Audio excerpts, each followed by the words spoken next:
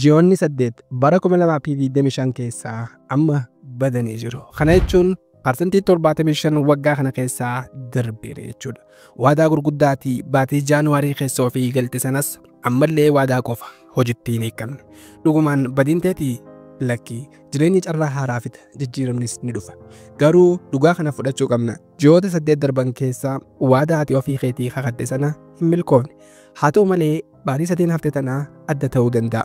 Sababni isaas addunyaa kana keessatti wanti guddaan ati maallaqa caalaa, hojii caalaa, digirii caalaa of harkaa qabaachuu qabdu maqaa kee yookaan ammoo personal brand keedha. Personal brand yoo qabaatte namni si amana.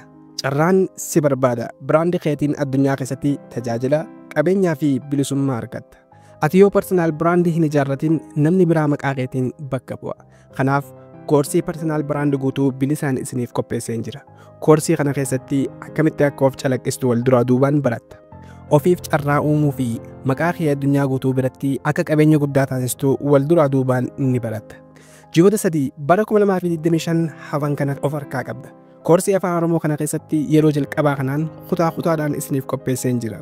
Guyyoota itti aanan irraa kaasnee waliin deemna. Maalummaa brand maal akka ta'e irraa eegallee hanga of beeksisuu fi carraa keenya ofiin uummannutti wal duraa duubaan kan isiniif qopheessu ta'a. Amma gaafiin guddaan akkuma ji'oota 8 darban hundumtuu si bira darbaa jiramoo ji'oota 8 hafan kana irraa fayyadamtee gara jijjiiramaatti seenta.